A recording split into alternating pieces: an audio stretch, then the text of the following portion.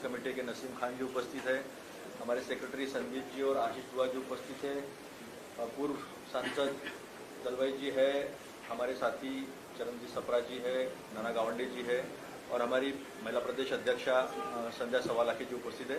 मैं ज़्यादा समय लेते हुए जेनिथला सर से विनती करता हूं कि वो आपको संबोधित करें। सर देखिए, अभी महाराष्ट्र में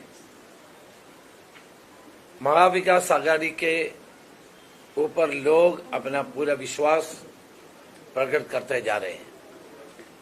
इस चुनाव में सबसे ज्यादा सीट लेकर के महाविकास आघाड़ी आएंगे।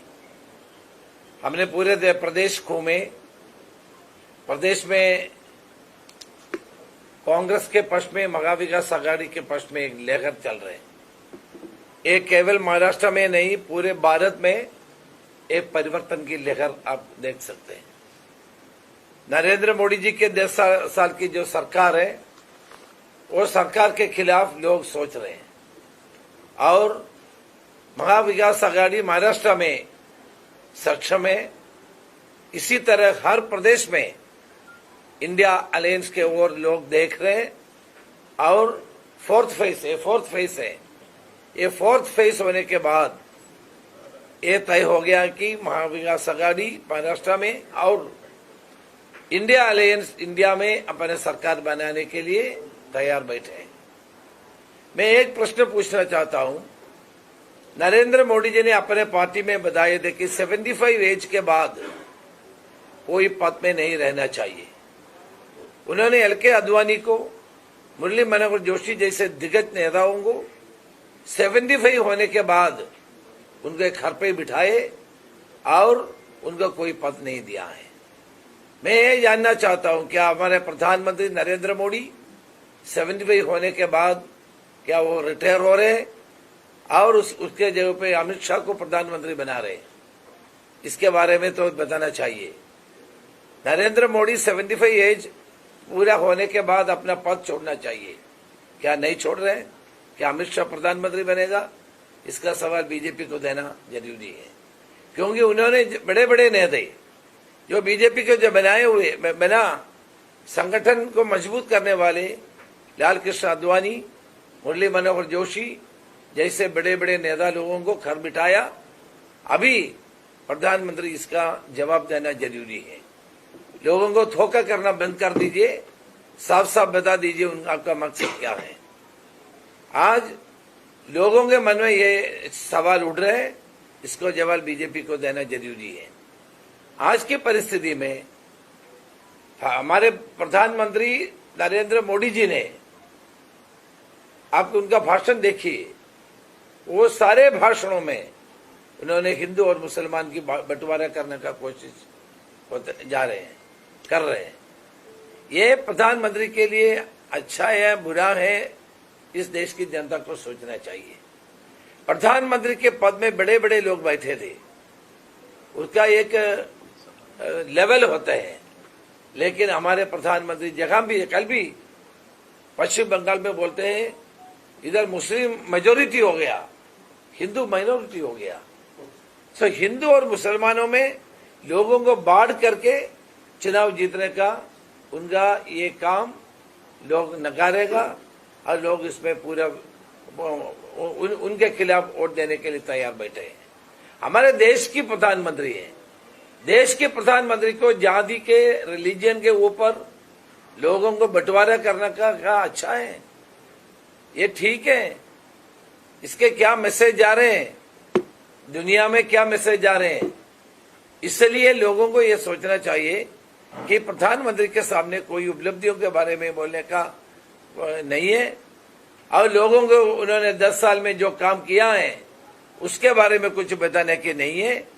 केवल इंडिया पाकिस्तान, हिंदू मुस्लिम के बात करके लोगों को गुमराहने का काम कर रहे हैं। इसलिए लोगों को सोचना चाहिए कि ऐसी प्रधानमंत्री हमको चाहिए।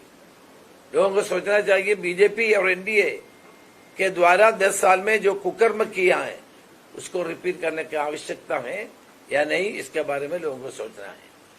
हमारे महाविकास आघाड़ी के नेतृत्व में 17 को बीकेसी में बहुत बड़ा रैली के आयोजित करेंगे।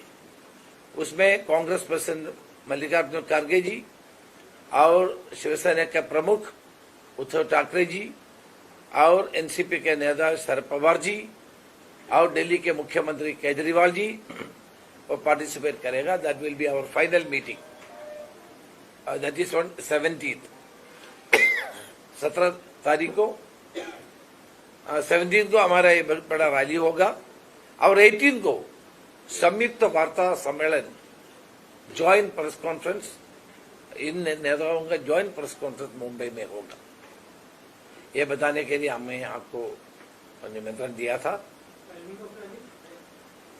5 बजे।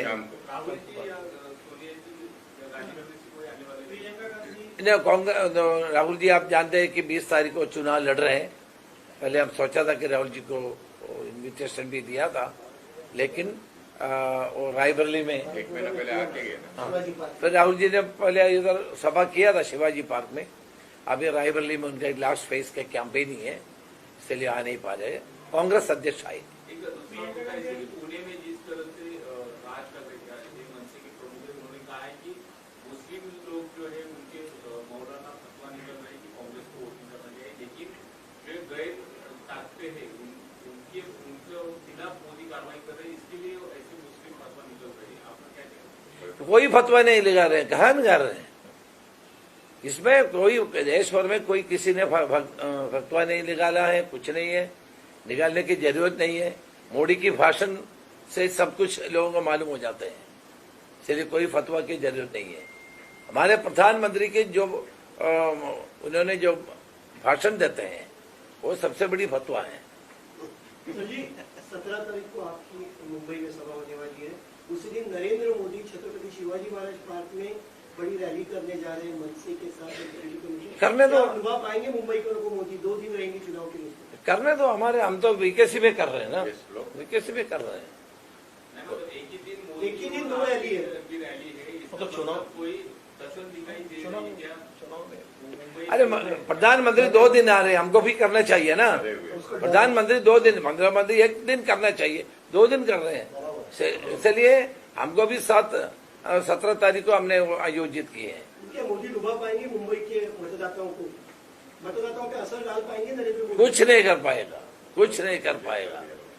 प्रधानमंत्री के बारे में लोग सोचना भी बंद कर दिया। अभी अभी जो एक 2-3 वीडियो सामने आ रहे हैं, बहुत सारे जगह पे पैसे जो है काटे जा रहे हैं, कई जगह पे सीसीटीवी यहाँ पे स्ट्रॉन्ग रूम में लगा हुआ है, वो बंद किए जा रहे हैं। आपको क्या लगता है? ये सब देखिए, प्रजातंत्र में ये सब करना ठीक नहीं है। लोगों को fear and fair, without fear and fair they have to vote. Sir हमारे पूना अध्यक्ष का बोगस वोटिंग हुआ है। हाँ देखिए, हमारे पूरे अध्यक्ष का बोगस वोटिंग हुआ है। बोगस वोटिंग हो रहे हैं। कैंडिडेट का वोटिंग हो, नहीं कैंडिडेट नहीं, पूना अध्यक्ष का, अध्यक्ष, शहर अध्यक्ष, डिस्ट्रिक्ट शहर अध्यक्ष का। शहर। ये सब करना ठीक है, आप देख लीजिए। Sharad Pawar sir has said that regional parties should come to the Congress. Small party in Maharashtra should come to or merge with the Congress. Are you open for that or any talks back and front going on? देखिए, शरद पवार जी देश के नेता हैं, उन्होंने जो बात की है वो तो ठीक है, हम उसमें सहमत हैं। लेकिन ये चुनाव के बाद वो चाहते तो ये सब हो सकते हैं। लाइक माइंडेड पार्टी सब एक साथ होना जरूरी है। वो गांधी नेहरू प्रिंसिपल्स के आधार पर शरद पवार जी काम करते हैं, वो तो राष्ट्र के नेता हैं, उनको सोचना चाहिए। और चुनाव के बाद जो भी कांग्रेस में आना चाहते हैं हम लोग उसमें वेलकम करते हैं, इसमें कोई प्रॉब्लम नहीं। As of today there is no proposal as such. उन्होंने उनका जो वक्तव्य के बारे में उन्होंने बता रहे थे, हमारा कोई एतराज नहीं है, तो सम्मानित नेता है, भड़कते हुए आत्मा नहीं है, वो देश की नेता है, हम उसको आदर करते हैं, मानते हैं। इसलिए कभी कांग्रेस की विचारधारा से जुड़े हुए आदमी है, सीनियर लीडर है, इसलिए हमका कोई एतराज नहीं है। वो तो उनको डिसाइड करना है।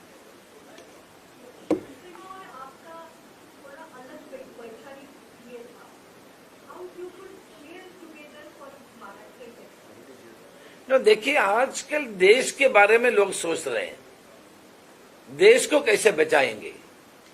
नरेंद्र मोदी और बीजेपी और आरएसएस के हाथों से लोगों को 10 साल के अंदर जितना भी दुर्दशा हुआ है, उससे लोगों को मोहित करने की बात है। इसलिए सारे लोग एकत्र हुए हैं, इंडिया अलायंस बनाए हैं संविधान को बचाने के लिए, देश को बचाने के लिए, देशवासियों को बचाने के लिए। हमने सारे मतभेदों को दूर करके एक इंडिया अलायंस की गठन की है। चाहे विचारधारा में अलग होगा, लेकिन एक कॉमन मिनिमम प्रोग्राम के द्वारा हम जनता के बीच में जा रहे हैं। सब मनमुटाव जो है वो दूर करके एक साथ में आकर मुंबई में 20 तारीख को इलेक्शन होने जा रहा है। मुंबई के लोगों में, आपके नेताओं में थोड़ी सी अनबन इसके पहले नजर आई थी, क्या इसको सबको संभाला गया है? किस तरह से आप इसको पैचिंग करोगे? देखिए, कांग्रेस के सारे नेता एकजुट होकर काम कर रहे हैं। कांग्रेस में कोई मतभेद नहीं है, मगा विकास आघाड़ी में कोई मतभेद नहीं है। सब लोग अभी अपने अपने कैंडिडेट्स को विजयी बनाने के लिए प्रयास कर रहे हैं। अभी अलका लिम्बा जी हमारे महिला कांग्रेस के ऑल इंडिया प्रेसिडेंट है, वो आपसे बात करेंगे। इधर थैंक यू आइए। Sir, thank you. Alka ji आइए।